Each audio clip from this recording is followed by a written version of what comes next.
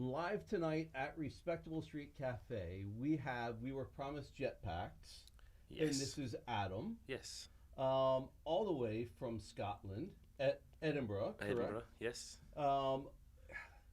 So such a great city to begin with. I spent some time there. Oh God, probably about 15 years. Oh God, 20 years ago, Hmm. and so many great bands out of Scotland. I mean, Jesus and Mary Chain, Orange Juice, Primal Scream, just great alternative rock scene going back decades. Yeah. Um, Something in the water? What? It's, it's encouraged, and there's not so many outdoor activities for people in Scotland to do. So I mean, there's I guess that history and lineage of bands just makes more bands happen. I'm not quite sure when or how it started, but yeah, there's always been a strong music scene in Scotland. I mean, it's mostly centred around Edinburgh and Glasgow, the two biggest cities, and then there's a lot of rural places elsewhere. And there's a few other Dundee and Aberdeen. Yeah. But yeah, Glasgow and Edinburgh are probably the main ones. But yeah, Well, they're the most populous. yeah, Yeah. and it's just I think Scotland in general is pretty good at encouraging the arts. Like there's always been venues to play like teaching music at school and encouraging like people to make music and. There's a lot of government funding as well for people to apply to make an album, or like these days it helps quite a lot of people. I mean, I feel like in other countries or whatever that's sometimes not encouraged. Or I don't think the US has a system similar where they would pay to encourage. U.S., you're on your own, baby. Yeah, exactly. So yeah, there's quite a lot of that. I think it's probably a multitude of reasons. So, tell me, if we can go into the way back machine. Mhm. How did you guys get together? Are you childhood friends? You guys go to school together? Childhood friends, yeah. So there's four of us in the band originally. Michael, one of the guys that started the band with us, he left the band three years ago or so. But me and him went to primary school together, so we'd known each other since we were 5. Oh, okay. And the rhythm section, Sean and Darren, went to another primary school, but they've known each other since they were 5. And then when I think we were 13 or 14, we were all at the same secondary school. And Sean, who's on bass, he got called out for a drum lesson. And I was like, you play drums? And I played guitar, and me and him started messing around together. And then he moved on to bass, and Darren was on drums, and I knew Mike was on guitar. So yeah, it was, I think we started sort of probably messing around in the sort of current lineup, or the close to the current lineup with Jetpacks, probably 2003 or 4. Okay. So yeah, it's been most of our life is. You guys, like, I assume like most bands, you started off doing covers, playing Yeah.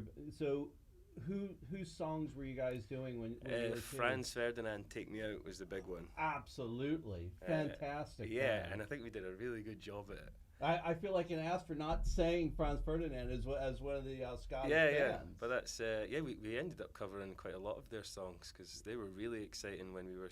I mean, they're still excited. Yeah, they're still excited, but they were blowing up, and it was that was exciting for us. So we covered quite a few of their songs and a lot of like Britpop, like Stereophonics and that kind of thing. So yeah, lots like guitar bands, but yeah, we did a lot of covers. But at our first gig, which was a dining hall at our school, a Battle of the Bands, we did a cover and one of our own songs. So we'd always been writing. It was never. So at a very young age, you guys did a couple covers. Say, okay, we work together as a band. Now let's start writing stuff. Basically, we had the covers until we had our own songs, and gradually we would do less covers and more of our own songs until I can't remember. I wish I remember what the first gig was we did when we just played all of our own songs. But I don't.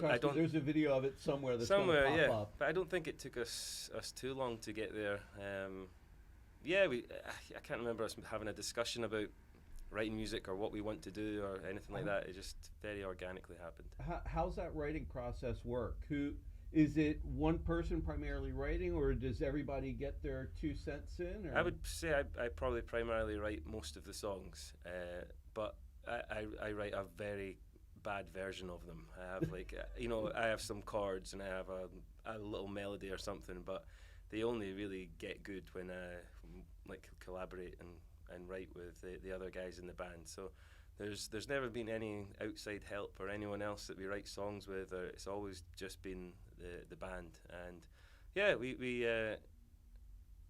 get on really well with working together and chatting things through, and yeah, it's something I enjoy doing with it. Well, you guys have been together a long time, and I mean, I was surprised, you know, going through your discography or your catalog. I mean, it is vast.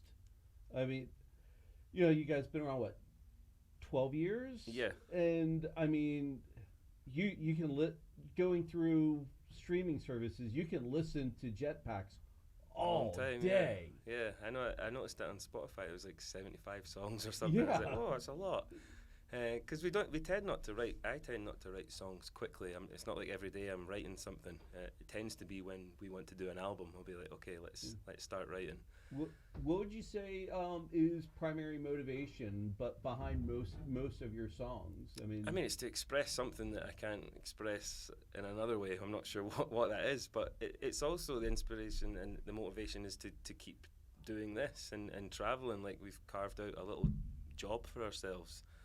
Something I never thought we'd be doing, but yeah, that is the motivation to keep doing this, and we need to keep making music to do that. So yeah, it's the touring and the playing the shows are the most fun part for me.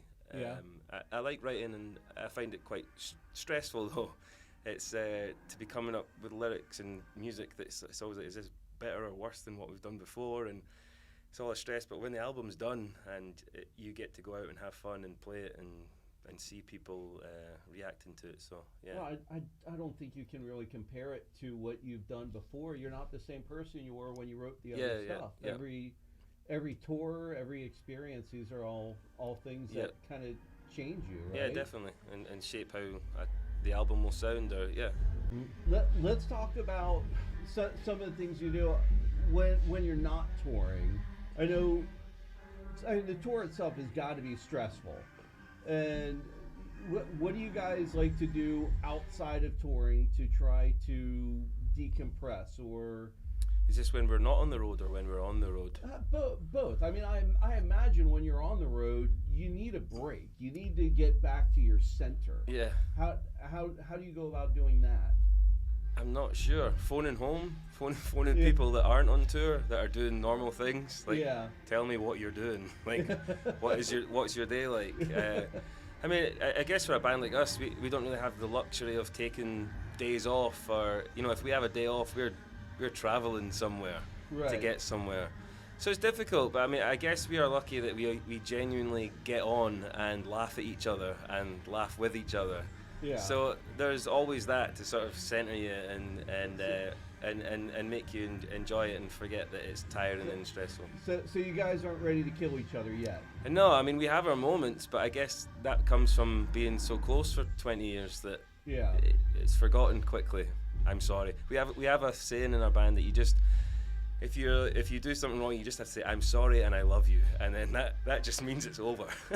And then we move on. So now, do you get to plan any time in any of the cities to just see something? I notice on your on social media something that I found really cool. I don't see a lot of other bands doing.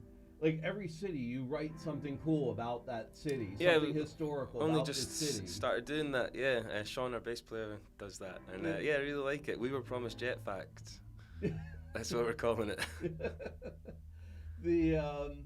No, I mean, it's cool. I found that interesting, to go ahead and try. Well, sometimes you can, all cities just blur into one, and you're like, where are we playing? But it's nice to be like, this town is like this. We always like saying, like, how many people live in this city, and we'll all guess, and then we'll have a wee look. And it's just nice to sort of learn a bit about a town before you get there. I saw an interview with Ed Sheeran years ago, and this is something that I absolutely love.